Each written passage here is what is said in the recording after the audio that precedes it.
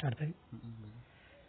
ધોરણ 8 સામાજિક વિજ્ઞાન પ્રથમ સત્ર પાઠ પહેલો યુરોપિયન પ્રજાનું આગમન.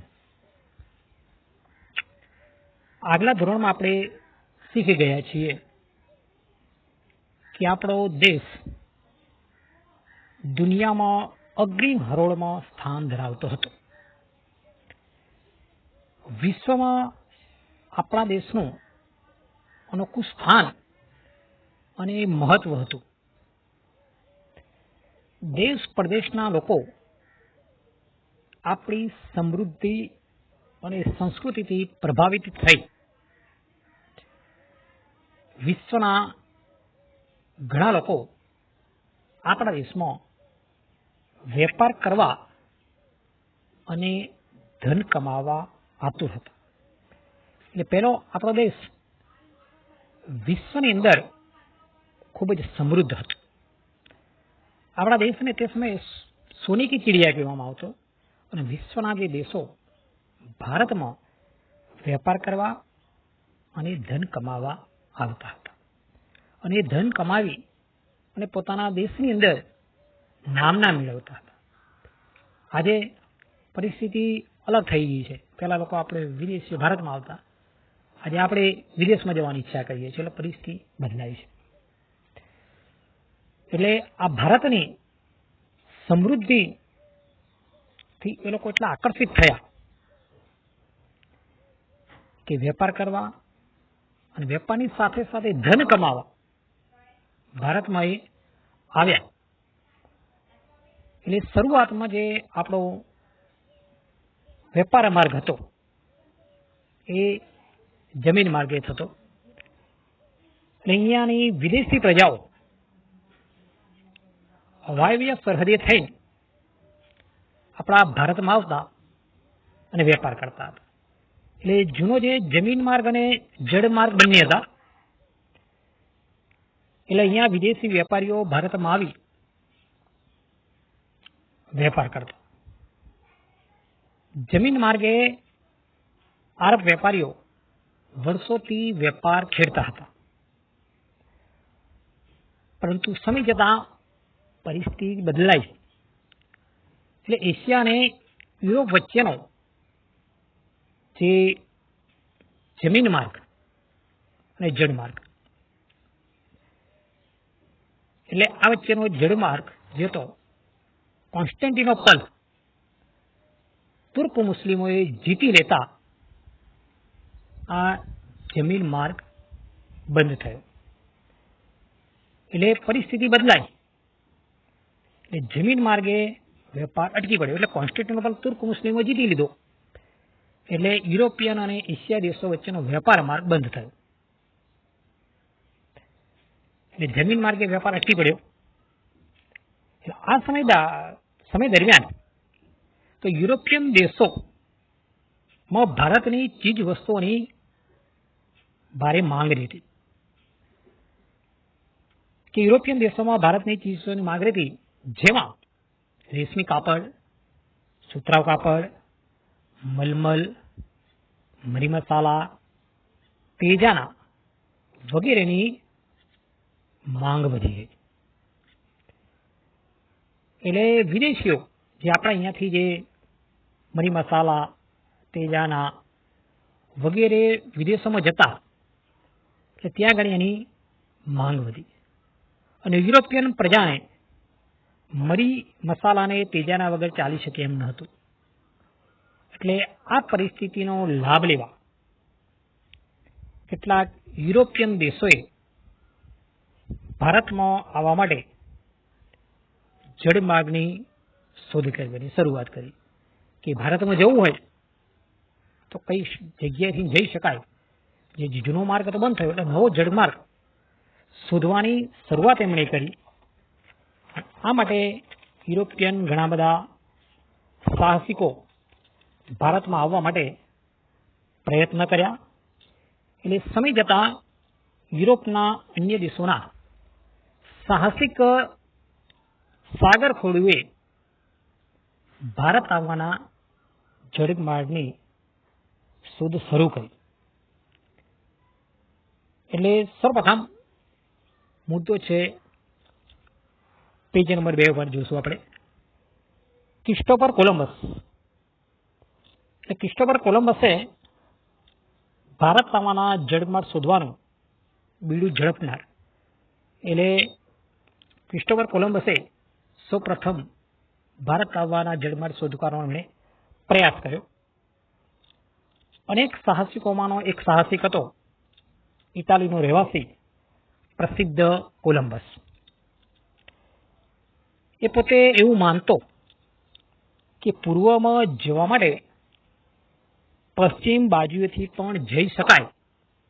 આમ વિચારવાનું કારણ કે પૃથ્વી ગોળ છે.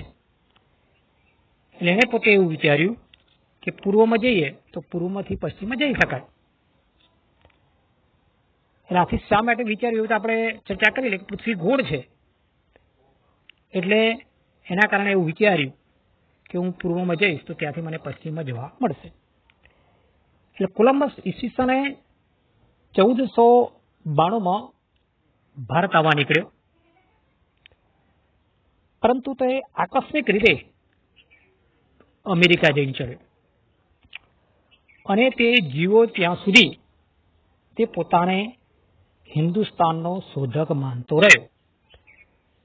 એટલે ભારત આવવા નીકળ્યો પણ પહોંચી ગયો અમેરિકામાં અને 1492 એણે શરૂઆત કરી.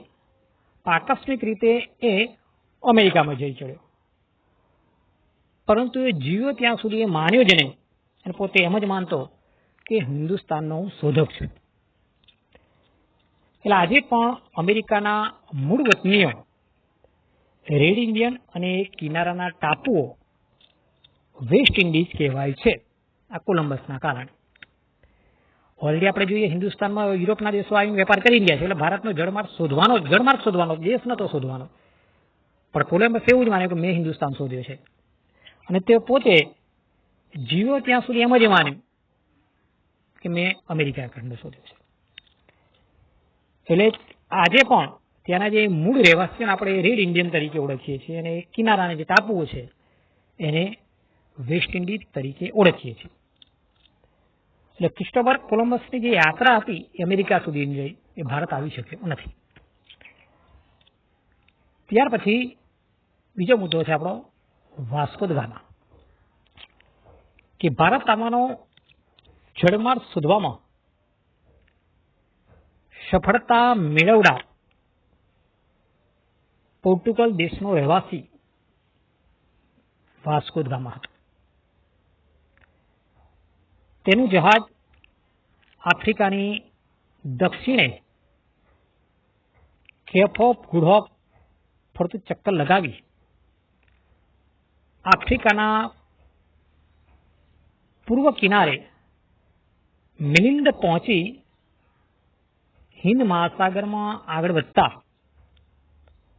આપણા હિન્દી ખલાસી મોહમ્મદ ઇબ્ન મસ્જિદ નામના ખલાસીએ હિન્દ મહાસાગર થઈ ભારત આવવાનો રસ્તો એને બતાવ્યો હતો. 22 મે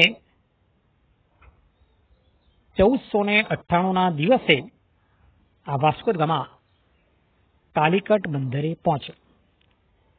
તે સમયે કાલિકટમાં જામોરીન રાજા હતો